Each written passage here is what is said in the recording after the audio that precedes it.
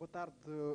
O Primeiro-Ministro pronunciou-se pela primeira vez sobre os acontecimentos ocorridos na semana passada nos tribunais. Foi através de uma comunicação dirigida à nação. Caros concidadãos, o pronunciamento público que entendo fazer enquanto chefe do governo sobre os factos recentemente ocorridos nos tribunais, que reputo de muito graves e lamentáveis, face à sua repercussão social no plano interno, como na imagem externa do nosso país, visa dirimir dúvidas e reafirmar princípios que não podem sofrer qualquer restrição, ofensa ou agravo no nosso Estado de Direito Democrático.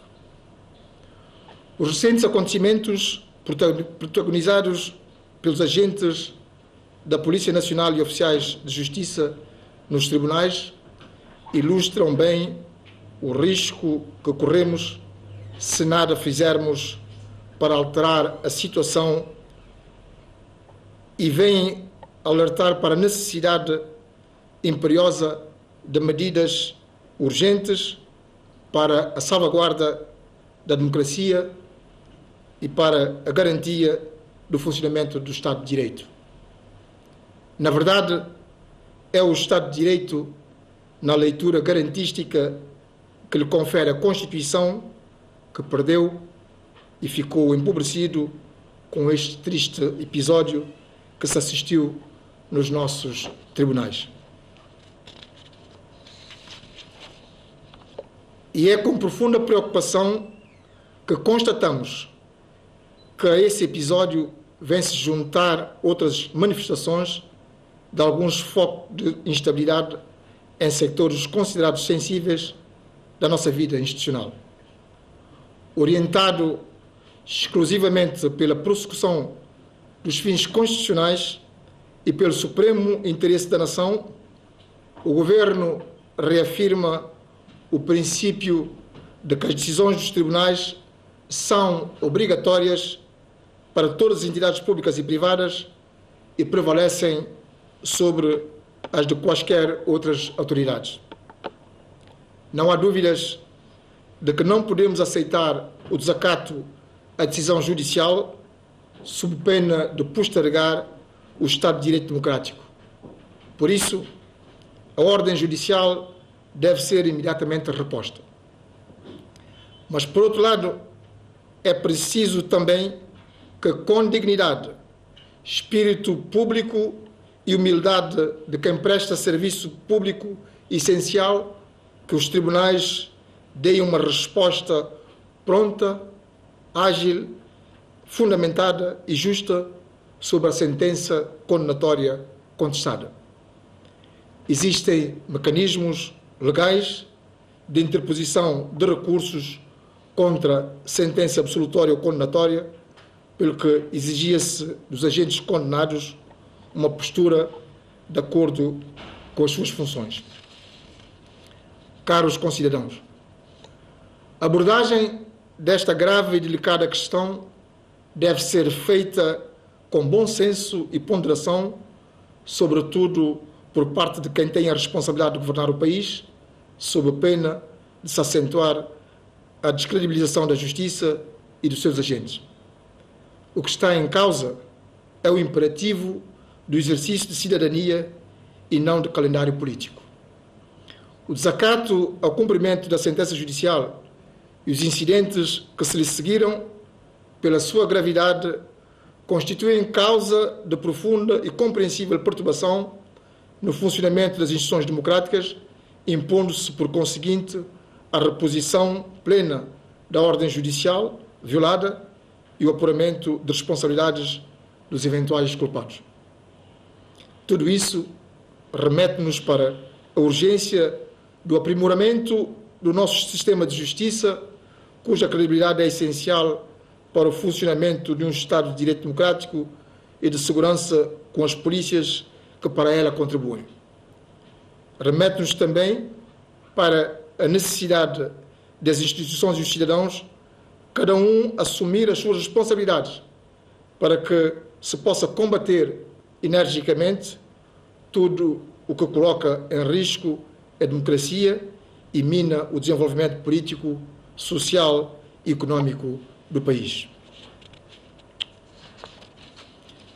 Ouvimos a miúde e nos momentos de maior euforia que ninguém está acima da lei. Mas para que assim seja, torna-se imprescindível que as leis não sejam letra morta e que nos subordinemos todos ao que elas prescrevem, porque ninguém estará acobertado pelo manto da impunidade.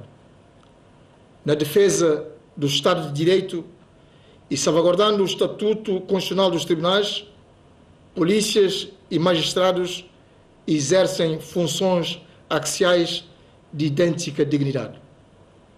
É claro que devemos todos estar atentos aos desvios e atitudes que não coadunam com a conduta ética que se exige dos detentores dos cargos públicos. Caros concidadãos, porém, não pode deixar de suscitar compreensível perplexidade a decisão condenatória proferida e que ordenou o encarceramento dos 2 agentes públicos policiais, queria dizer, nas circunstâncias em que a mesma teve lugar. A justiça é o pilar fundamental de um Estado de Direito democrático que, pela sua neutralidade, mantém o equilíbrio nas relações entre os cidadãos e entre estes e as instituições, exigindo-se, por conseguinte, o brilho profissional e a ética irrepreensível com que a função de dizer direito deve ser exercida, o rigor e a responsabilidade de que constituem o apanágio do advogado na defesa da liberdade dos seus constituintes. Estamos perante a necessidade absoluta de se reparar os eventuais erros cometidos envolvendo o governo, os órgãos de gestão das magistraturas e de representação e disciplina dos agentes da justiça.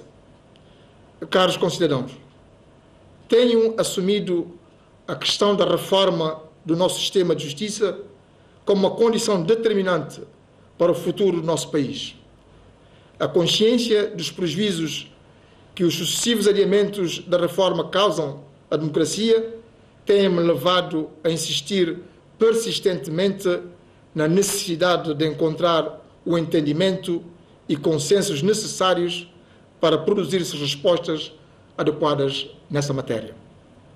Tenho procurado desfraldar bandeiras com vista ao saneamento da vida pública no nosso país.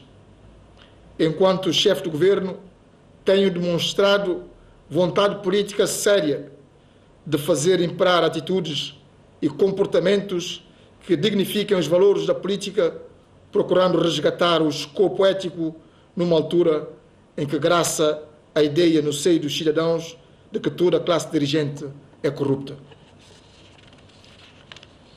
Assiste-se no país um movimento de permanente intoxicação da opinião pública, procurando fomentar a desordem em todo o espaço nacional, criando condições de instabilidade e confusão no seio da população e fazendo com que os cidadãos deixem de acreditar na recuperação do país ao perderem a fé na integridade dos políticos que consideram terem todas práticas políticas corruptas, bem como na capacidade dos governos em pôr fim aos desmandos e adotar políticas públicas compatíveis com as reais necessidades da população. Há como que uma psicose de instabilidade que poderá transformar-se em cegueira capaz de ofuscar os caminhos civilizados e pacíficos da conquista do poder para dar lugar a processos pouco éticos e transparentes. São mazelas que nos assolam e que têm corroído o tecido institucional, particularmente nesta fase pré-eleitoral. Caros concidadãos, faz falta à nossa democracia uma oposição verdadeiramente capaz de contribuir para uma melhor educação do cidadão, porque a democracia necessita de cidadãos com consciência dos seus deveres e com capacidade de análise crítica. Mas, infelizmente, nos dias de hoje, a política transformou-se num formidável empreendimento negocial.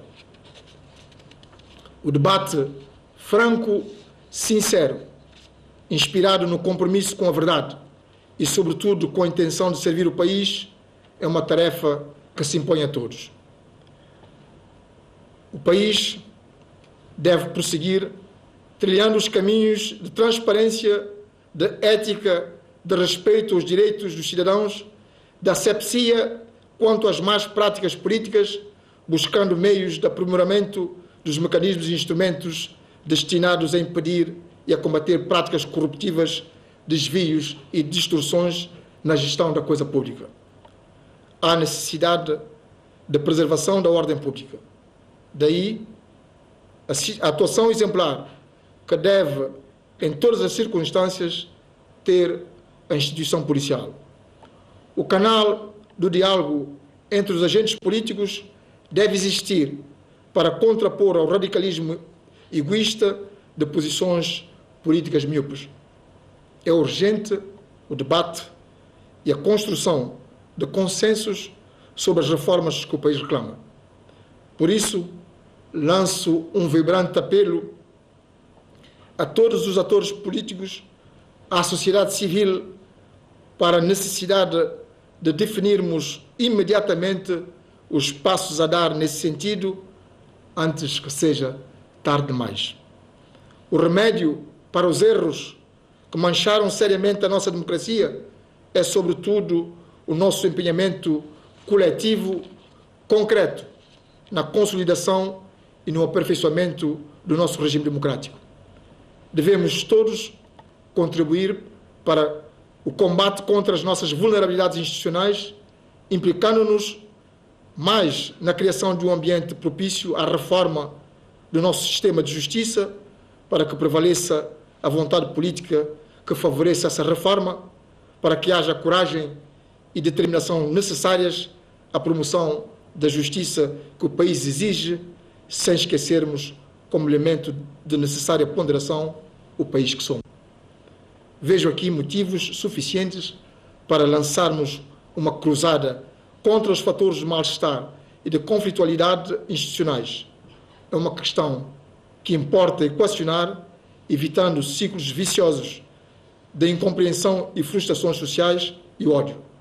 É preciso identificar os principais fatores de vulnerabilização institucional do pano de fundo sobre que se desenham tensões e conflitos que assumem alguma complexidade. Caros concidadãos, nesse momento de alguma conturbação em que nos devemos pautar pelo equilíbrio e pela racionalidade, torna-se evidente a necessidade de ações de formação permanente das nossas forças policiais. É uma questão que, a par de outras, coloca igualmente a reforma da justiça como uma prioridade incontornável da vida política nacional. Tem sido, para o meu governo, uma preocupação permanente estruturar políticas de formação de curto prazo para os agentes policiais, disseminar ações pedagógicas e formativas junto das chefias e dos agentes na sua missão de prevenção e repressão da violação da lei. É necessária uma permanente pedagogia política que recrie um consenso nacional sobre as questões essenciais. As omissões nesse domínio têm criado tensões difíceis de gerir. De facto, o país só tem a ganhar com a preservação de um ambiente de paz e de tranquilidade que sempre constituiu um dos seus principais cartões de visita. Essa prevenção exige determinação e apela à capacidade de compromisso de todos, à necessidade de assegurar rigor na identificação de problemas e soluções. Por isso, são inaceitáveis pulsões demagógicas traduzidas no aproveitamento emocional que se tem feito desta questão em detrimento de interesses nacionais. Os tribunais e as polícias participam no monopólio do uso legal da força que compete ao Estado, não devendo nenhum deles ultrapassar a medida de força estritamente exigida em cada situação, como manda o Estado de Direito.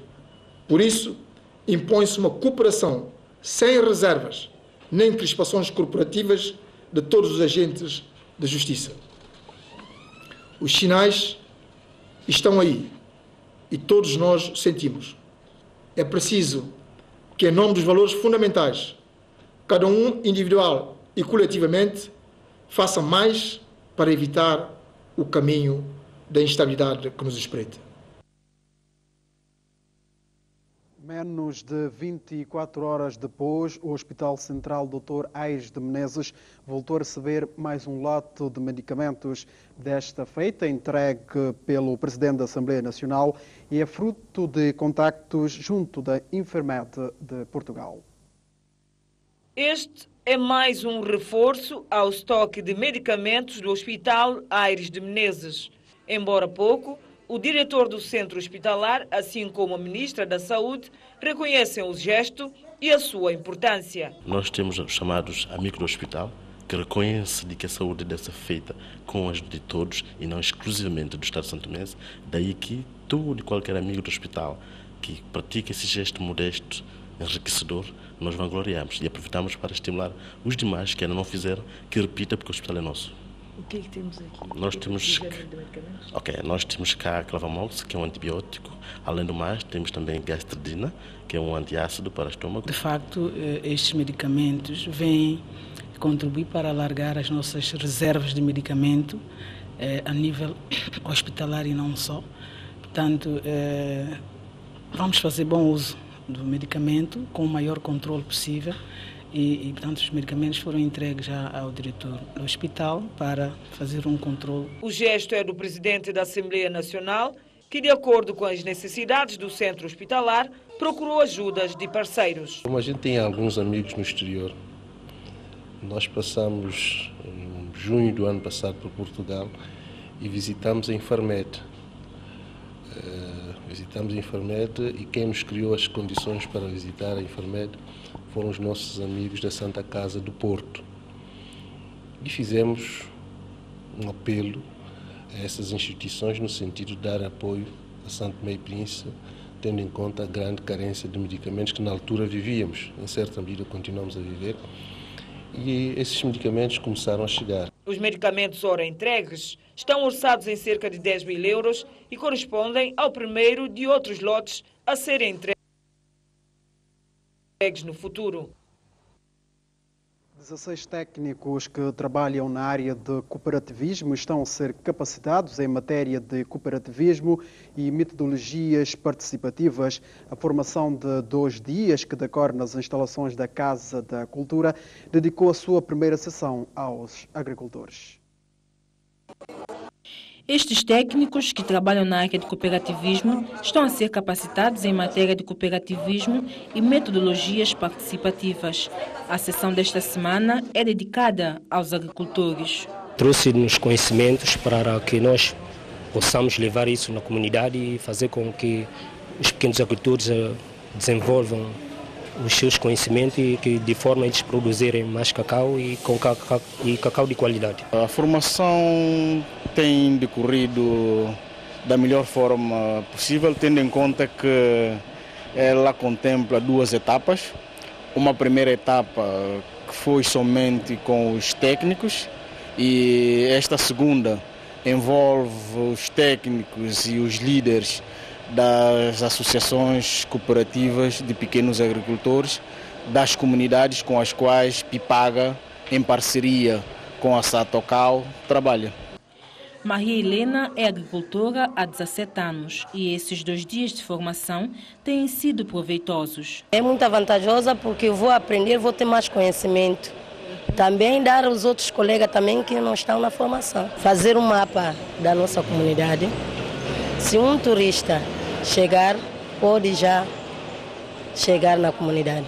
Vários conteúdos foram ministrados, contudo, aspectos técnicos dominaram as sessões. Estamos a trabalhar com ferramentas e metodologias participativas que vão ajudar-nos a desempenhar com êxito as nossas atividades e, em simultâneo, fortalecer as capacidades técnicas das cooperativas com base nessas metodologias participativas para que, enfim, consigam se organizar e adotarem capacidades que possam lhes permitir estabelecer acordos comerciais com parceiros. Elas têm que lidar com as suas comunidades no dia a dia.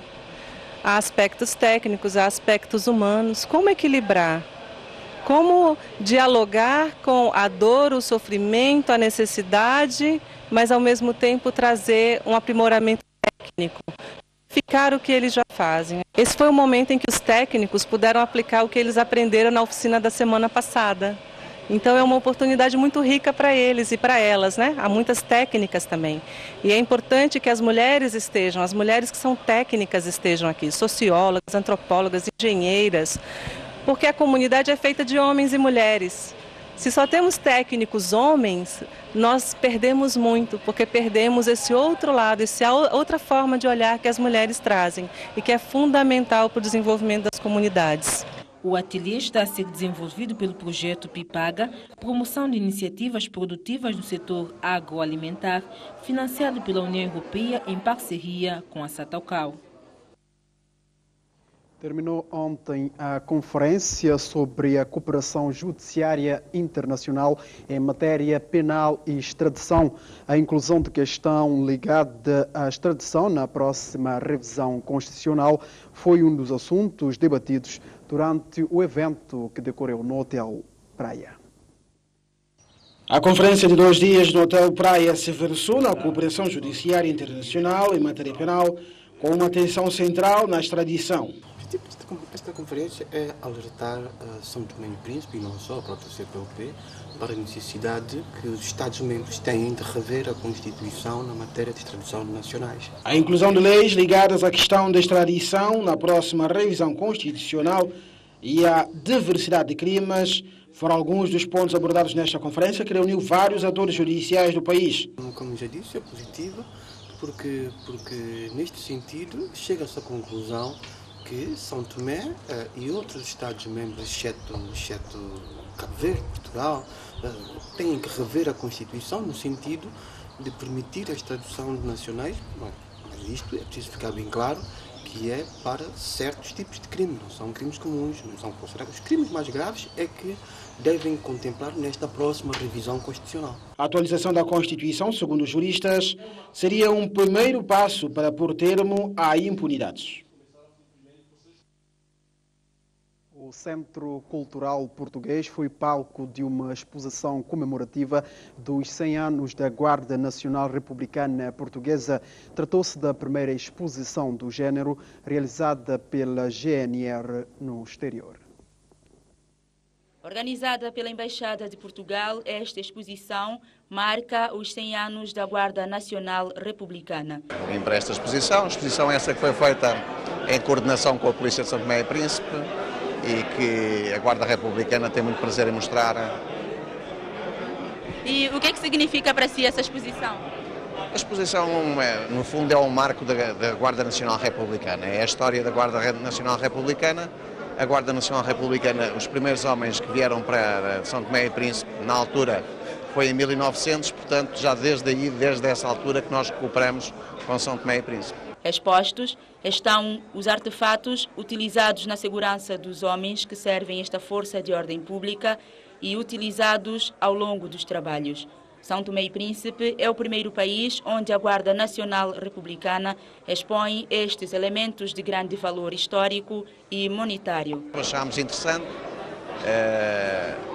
mostrar um pouco da nossa história e da nossa cultura em São Tomé e Príncipe, que foi de facto o primeiro país que nós passámos para sair de Portugal, foi o primeiro país onde a gente está. Para a Embaixadora de Portugal, esta exposição pode significar um incentivo à Polícia Nacional, podendo posteriormente realizar uma exposição do género. Para mim é um orgulho ter aqui esta exposição, mas também gostava de vos dizer que é a primeira vez que a exposição do centenário da Guarda Nacional Republicana é mostrada, é apresentada fora de Portugal. E ela é apresentada aqui de uma forma especial, porque resulta da colaboração e do empenho de uma parceria com a Polícia Nacional de São Tomé e Príncipe. De resto, existem aqui 2 vitrinas alusivas à Polícia Nacional de São Tomé e Príncipe, e eu gostava de pensar e de acreditar que talvez seja este o primeiro passo para que a Polícia Nacional possa também vir a ter o seu museu. Todos nós devemos tentar pautar-nos pelos bons exemplos.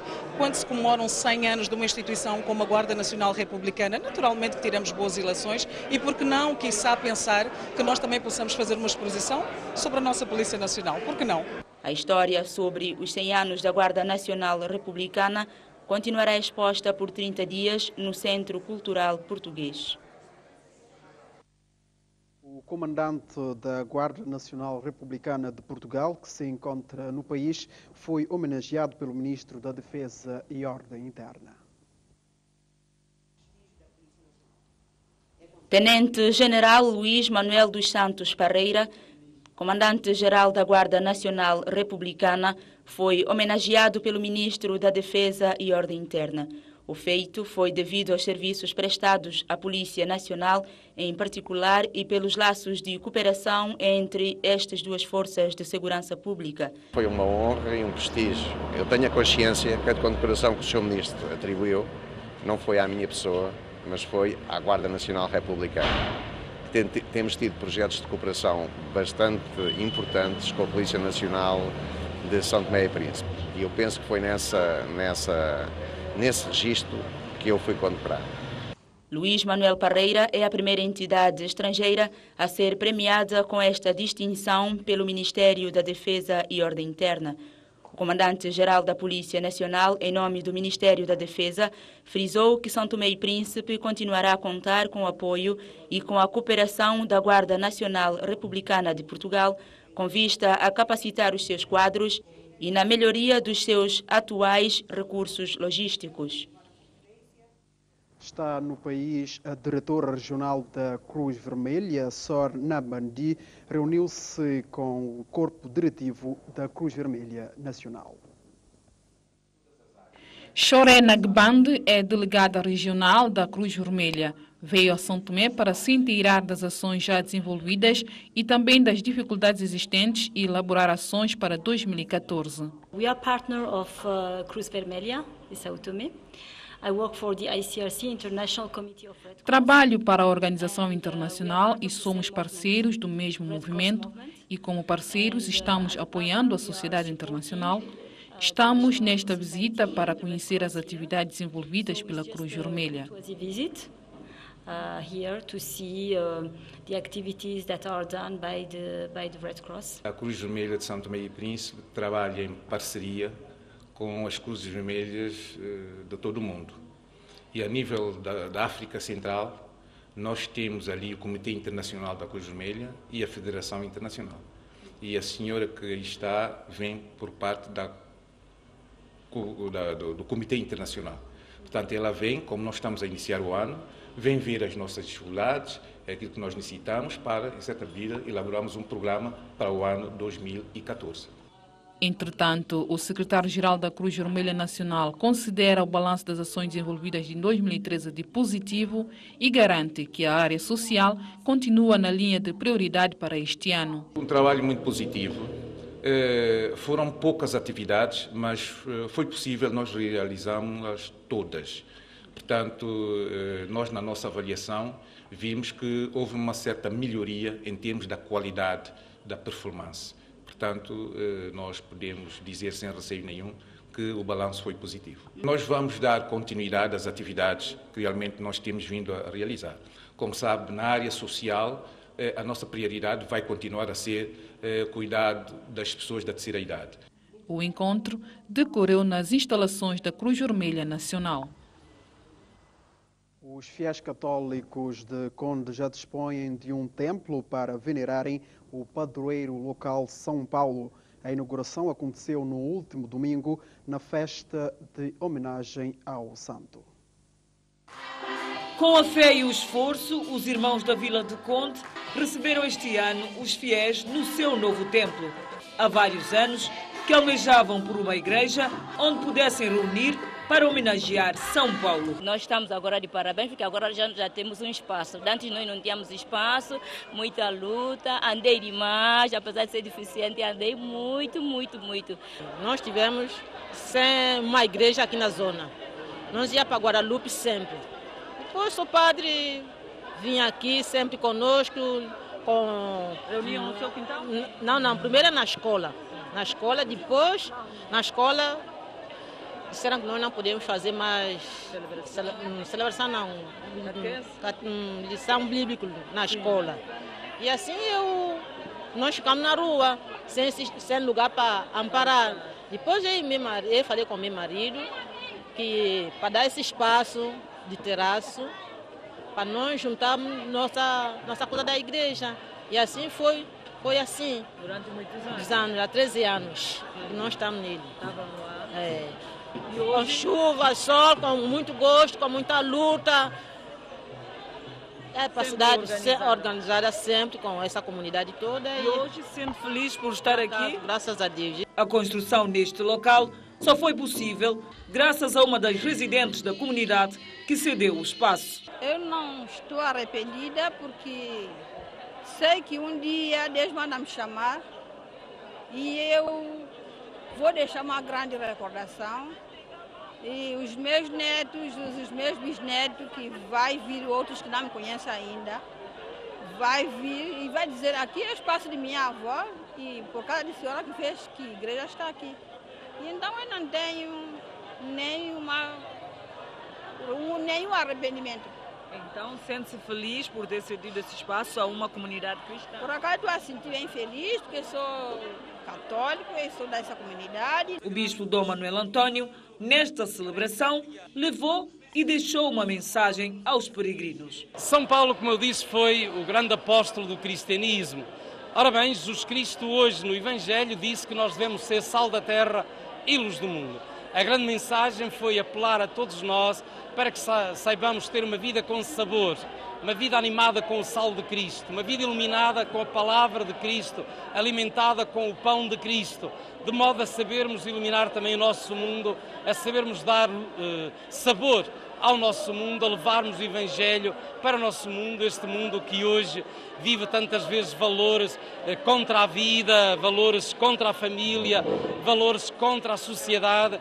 Pois é importante nós afirmarmos que acreditamos na vida, que acreditamos nos valores do Evangelho, que acreditamos no amor que deve existir entre nós. A concretização deste projeto para a comunidade, segundo a comissão organizadora, falta palavras que justifique, mas, no entanto, é de alegrar. Embora parcialmente, mas quem saiu debaixo de uma tenda de andala, hoje, para vir para uma igreja dessa, é considerada é sem palavra. A população, em nome da população de Conde, para nós é sem palavra. Sinto muito satisfeito. Conde esteve em festa de homenagem ao apóstolo de São Paulo, segundo a história, um dos perseguidores do povo de Deus, que mais tarde arrependeu-se.